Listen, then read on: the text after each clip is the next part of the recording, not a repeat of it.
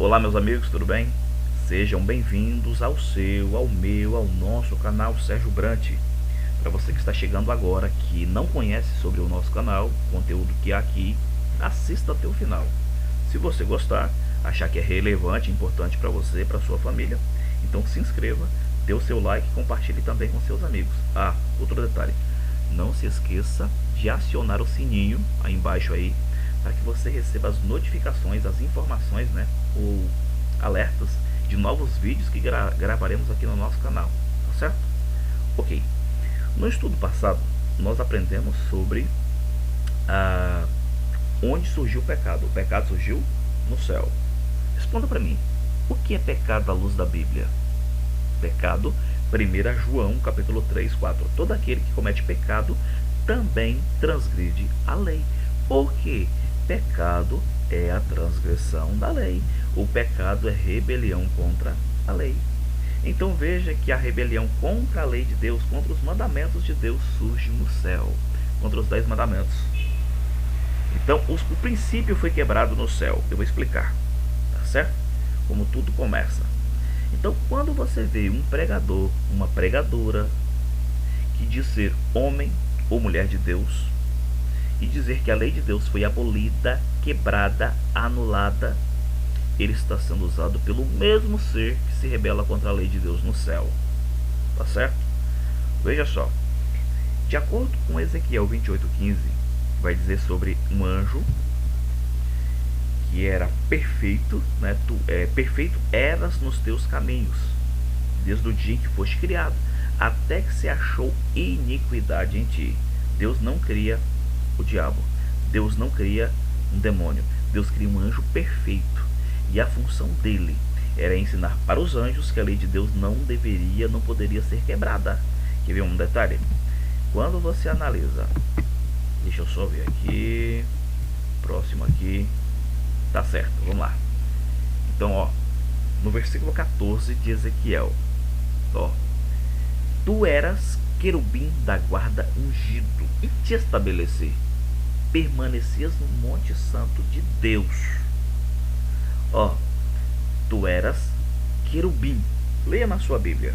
Eu vou explicar sobre santuário, não é hoje, mas essa questão aqui eu gostaria de colocar para você aqui, de maneira antecipada. Tu eras querubim. Então esse anjo foi ungido como querubim. Ele era um querubim da guarda ungido. Querubim, Ezequiel 1, seres de 4 asas. Lá em Isaías 6, 2 e 3, fala dos serafins, que possuem 6 asas. 2 cobrem o rosto, 2 cobrem os pés e 2 voam. Certo? Aí o texto quando fala querubins, ou melhor, tu era querubim da guarda ungido, de asas estendidas. Quando você estuda santuário, você que já estudou, e você que ainda não, eu vou explicar de maneira posterior, certo? Mas vamos lá. Era assim, ó. Lá no lugar santíssimo, um compartimento do santuário, tinha 2 anjos em cima de uma arca, chamada Arca da Aliança, que contém a aliança. 2 anjos, né? Com asas estendidas, uma apontando para o outro ali, coladinho ali praticamente. Tá certo? Sinal de reverência. Debaixo dela tinha uma tampa chamada de propiciatório, de onde vem a palavra propiciação. 1 João 2, versículo 2 fala o quê? Ele, Jesus, é a propiciação pelos nossos pecados, não somente pelos nossos, mas do mundo inteiro. Leia na sua Bíblia, tá certo? Então, ó, os anjos estão em cima da arca, em cima do propiciatório, ou seja, reverenciando Jesus, tá certo? Que ele é a propiciação perfeita pelos nossos pecados. E debaixo, dentro da arca, tinha o maná, uma porção do maná, né? Símbolo de que Deus está no controle de tudo, que Deus provê. O bordão de Arão que floresceu e as tábuas dos 10 mandamentos, que de acordo com Deuteronômio 4:13, a aliança é os 10 mandamentos. Então por isso que Romanos 6, versículo 14 diz assim, que nós não estamos debaixo da lei, e sim da graça.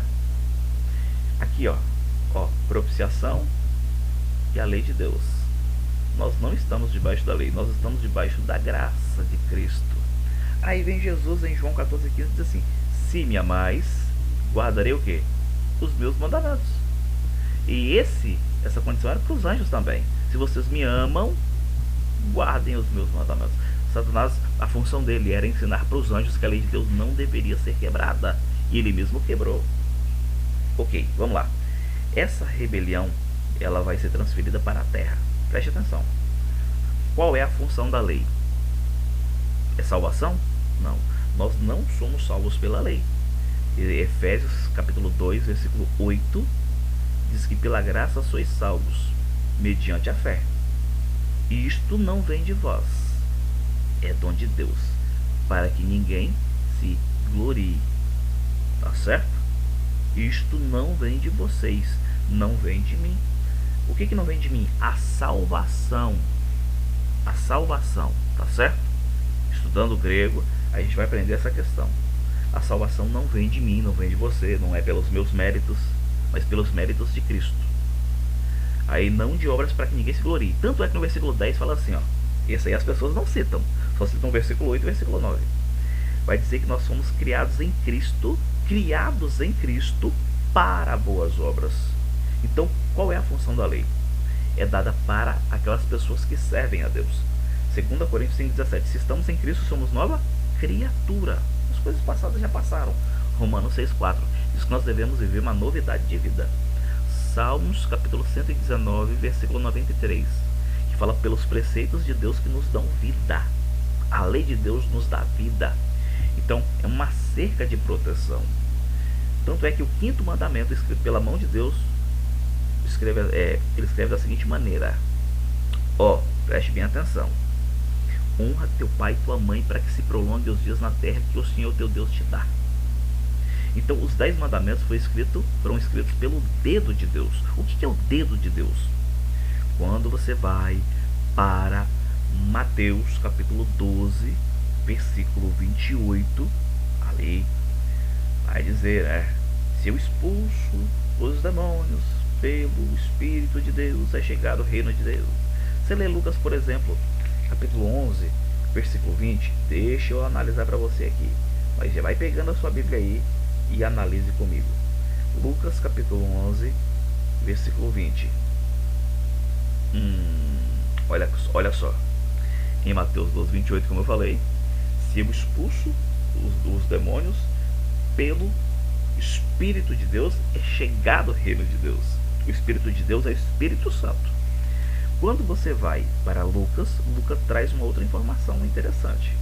Ele não usa o termo Espírito de Deus, ele diz assim: se porém eu expulso os demônios pelo dedo de Deus, certamente é chegado o reino de Deus. O dedo de Deus aqui é o Espírito Santo. Quando a Bíblia diz que os 10 mandamentos foram escritos pelo dedo de Deus, quer dizer, aqui tem a mão de Deus. O Deus que escreve é o Espírito Santo. Atos 5, versículo 32 diz que o Espírito Santo é dado, outorgado para aqueles que lhe obedecem. Em Hebreus capítulo 10, versículo 15 e 16, vai falar do Espírito Santo. Ele quer escrever a lei de Deus, a lei, não em mais agora tábuas de pedra. Ele quer escrever onde? No seu e no meu coração também. Quando fala de coração, não está falando de que aqui guarda informações, que ele vai bombear sangue, tá certo? Quando fala de escrever, está falando aqui, na nossa mente, Aí a gente vai entender isso depois, sobre quando a gente vai falar sobre a marca da besta, que nada tem a ver com microchip, tá bom? Mas resumindo, vamos lá. A lei de Deus nos dá o quê? Vida. Mas se eu não observo a lei de Deus, eu cometo o quê? O mesmo pecado que Satanás cometeu no céu. Qual é o salário do pecado? Qual a recompensa para uma pessoa que vive transgredindo a lei de Deus, que não aceita a vida? Jesus disse: eu sou o caminho, a verdade e a vida. Ninguém vem ao Pai senão por mim. Então, a pessoa que transgride a lei de Deus, ela comete pecado. E o pecado é a transgressão da lei. Hebreus 10, 26 diz assim: se vivermos deliberadamente em pecado, depois de termos recebido o pleno conhecimento da verdade, já não resta sacrifício pelos pecados. Adiantando, Sérgio. Apocalipse 12, 7 a 9. Houve peleja no céu. Estourou-se uma guerra no céu. De um lado Miguel, do outro um dragão. Claro que aqui o dragão não é literal. O nome Miguel também é somente um título. Assim como o dragão é um título para Satanás, Miguel também é um título para Cristo. No meu canal eu falo sobre isso aqui. Miguel. Miguel é um nome, é uma pergunta, quem é como Deus? Eu não digo que é somente uma pergunta, ele é uma certeza, uma afirmação, é uma refutação a Satanás. E de acordo com Isaías 14:12 a 14 diz que ele queria ser semelhante ao Altíssimo, semelhante a Deus. Ninguém pode. Salmos capítulo 89, versículo 6, leia na sua Bíblia. E o 40, versículo 5, diz que entre os seres celestiais ninguém pode ser como Deus. Miguel não é somente uma pergunta, Miguel é uma afirmação. Ninguém pode ser como Deus. Todas as vezes que Miguel entra em ação, ele está guerreando, lutando contra Satanás. E nós sabemos que o grande conflito não é entre duas criaturas, e sim entre o Deus Criador e um anjo que se rebela contra a sua lei. Daniel capítulo 10 é uma experiência que vai contar isso aí. E eu falo disso aqui no meu canal também. Tá bom. Satanás, ele é expulso do céu para a terra. E com ele, os seus anjos. Tanto é que em Apocalipse 12:4 fala que a sua cauda arrastava a terça parte dos anjos. O que significa o dragão? Apocalipse 12:9. O dragão é o diabo. A palavra diabo, diabolos. Caluniador. Caluniador. E uma pessoa, olha a ideia. Uma pessoa que calunia a outra pessoa, ela também é chamada de diabo. Certo? Está jogando duro, hein? De maneira nenhuma. Estou citando o que a Bíblia diz. Quer ver? Ó? Quando você vai em 2 Timóteo, deixa eu ver aqui, 2 Timóteo capítulo 3, versículo 1, quando vai falar da corrupção extrema dos últimos dias. Ele vai falando dos últimos dias, né? Virão tempos difíceis, porque os homens seriam egoístas, avarentos, jactanciosos, arrogantes, blasfemadores, desobedientes aos pais, ingratos, irreverentes, desafeiçoados, implacáveis, caluniadores. Sabe qual é a palavra que aparece aqui no grego para caluniadores? É a palavra diaboloi. Diaboloi. Esse oi no final, esse ota, é um plural. Caluniadores. Tito, no capítulo 3:2, se eu não estiver enganado, deixa eu só dar uma confirmada aqui, que aqui não tem nada marcado. Quantas mulheres idosas, semelhantemente, que sejam sérias em seu proceder, não caluniadoras. A palavra diabolos está na acusativo plural ali, tá bom? Diabolos. Então uma pessoa que calunia a outra é chamada de diabo, porque o diabo é aquele que transgrediu, que caluniou no céu. O diabo com a sua cauda calúnia, mentira. Isaías 9:15 fala disso, tá bom? O profeta que profere mentiras é a cauda. O diabo com a sua mentira trouxe a terça parte das estrelas do céu para a terra. Estrelas, Apocalipse 1:20, quer dizer anjos. Os anjos e Satanás foram expulsos para a terra. A palavra terra ali, o mundo, oikumenen, já é a terra já habitada. Eu vou falar disso no outro vídeo, tá bom? Não esquenta não. Que parte da terra Satanás foi expulso? Quando você analisa o Gênesis, e para você que é adventista, tá bom, do 7º dia, você vai ler aí História da Redenção, digamos da página 26, se eu não estiver enganado, até o 32 ali, vai perceber algo que eu acho fenomenal, tá certo? Que diz o seguinte, que Satanás não poderia seguir o santo par com contínuas tentações. Teria acesso a ele somente na árvore do conhecimento do bem e do mal. Então a prisão de Satanás era ali. Ali estava o inimigo e seus anjos maus. Tanto é que quando você vai lendo o texto bíblico, olha o que Deus vai dizer. Lá no capítulo 2, versículo 15, diz que o Senhor toma o homem e coloca no jardim do Éden para duas coisas: cultivar e guardar. Chamar no hebraico. Mas guardar contra o quê? Para e pensa comigo. Proteger contra o quê? Não tinha pecado? Ou tinha? Claro que tinha. O pecado vai se estourar no céu. É transferido para a terra. Satanás é atirado para a terra. Não era em todo lugar a prisão de Satanás. A prisão dele era na árvore do conhecimento do bem e do mal. árvore da morte, digamos assim. Tinha uma árvore chamada árvore da vida, e essa aqui, árvore do conhecimento do bem e do mal, podemos nomeá-la como árvore da morte. O homem não sabe tomar decisões, mesmo perfeitos, seres perfeitos, tomaram decisões erradas. No céu, anjos bons se tornaram demônios. No jardim do Éden, Adão e Eva perfeitos se tornaram o quê? Pecadores. Ok? Jesus disse, ó, se vocês comerem do fruto, certamente morrereis. Não se aproxime daquela árvore. A palavra chamar quer dizer que Adão era o governante da terra. Adão era o governante. Lá em Gênesis 1, 28, quando vai falar, e dominar, quer dizer, tenha domínio. A terra está em seu poder, Adão. A terra é sua. Porém, existe uma aliança. Você não deve quebrá-la. Você tem que me obedecer. Satanás vai dizer o que para Adão e Eva? Certamente o que? Certamente não morrereis. Sendo enganado pelo diabo, Adão passa o domínio da terra para as mãos de quem? Satanás. Quer ver um exemplo? Lucas 4, versículos 5 e 6. Leia na sua Bíblia aí, tá bom? Antes de querer questionar, será? Leia na sua Bíblia. Lucas 4, versículos 5 e 6. O diabo mostra os reinos do mundo para Jesus, pede para que ele se ajoelhe. Ele vai dizer, ó, toda essa autoridade me foi dada, a terra é minha, e eu dou a quem eu quiser. Foi Deus que deu a terra para Satanás? Não, foi Adão quando ele pecou. Lá em João você vai perceber, já falei isso aqui no primeiro vídeo, que Satanás ele vai no céu como representante da terra, dizendo que a terra é sua. Jesus confirma isso em João capítulo 12, 31.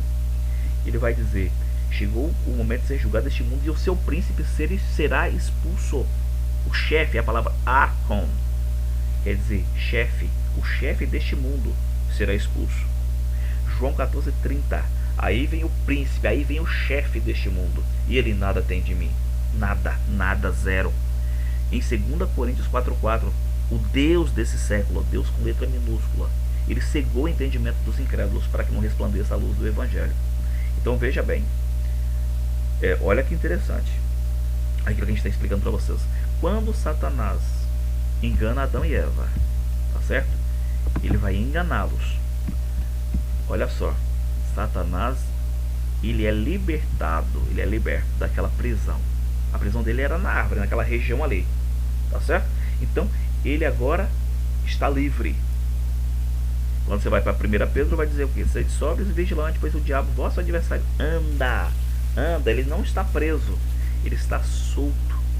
2 Tessalonicenses, se eu não estiver enganado, no capítulo 2, 18, Paulo fala assim, eu queria ido ter com vocês várias vezes, mas o diabo nos barrou o caminho. O diabo está solto, ele não está preso. Será durante 1000 anos. A gente vai estar explicando isso também aqui no nosso canal. Então Satanás ele quebra a lei de Deus. A lei foi escrita pelo próprio Espírito Santo. 10 mandamentos. Satanás no céu ele quebra o princípio. Não terás outros deuses diante de mim. Satanás se porta como um Deus, então ele se coloca acima de Deus. Serei semelhante ao Altíssimo. Isaías 14, 12 a 14. Não farás para ti imagem de escultura. Ou melhor, não tente clonar a minha imagem. Não tente me clonar. Não tente ser parecido comigo. Não vai dar certo. Quebra o segundo mandamento. Não tomarás o nome do Senhor teu Deus em vão. Ele toma com calúnias, com mentiras, com enganos. Lembra-te do dia de sábado para o santificar. O princípio aqui é de que Deus é o Criador. Satanás ele quis também ser o quê? Como Deus. Só que não existe essa possibilidade. Ele vai quebrar o princípio do quarto mandamento também. Honra teu pai e tua mãe. Satanás honra a Deus no céu? De maneira nenhuma. Ele desonra o Criador. Não mate. E se Satanás matou alguém no céu? Lá em 1 João, capítulo 3, 15 e 16. Inclusive eu citei isso para alguém esses dias que ficou bravo comigo. Né? Se você estiver assistindo, é para você esse vídeo também, tá bom? Não é diretamente, mas serve para você. Onde diz que todo aquele que odeia o seu irmão é assassino. É isso que diz a Bíblia Sagrada, não sou eu que estou dizendo, tá bom? A Bíblia diz, eu acredito, todo aquele que odeia o seu irmão já cometeu homicídio no coração, porque surgiu aqui, ó, no coração, foi planejado. Lá em João 8,44 fala o quê? Jesus falando para os fariseus, vocês são filhos do diabo, que é o pai de vocês, e vocês vivem querendo satisfazer lhes os desejos, porque ele foi homicida desde o princípio e jamais se firmou na verdade. porque nele não é verdade. Quando ele fala mentira, fala do que lhe é próprio, porque é mentiroso e pai de quê? Da mentira. Então perceba que o diabo é assassino desde o princípio. Ele matou quem lá no céu? Só dele planejar, intentar contra Jesus, existe essa guerra lá, ele já cometeu homicídio no seu coração. Se ele tivesse a possibilidade de tirar a vida de Deus no céu, ele teria tirado ou cometido? Sim. Então ele pecou. Só de pensar, de maquinar o mal.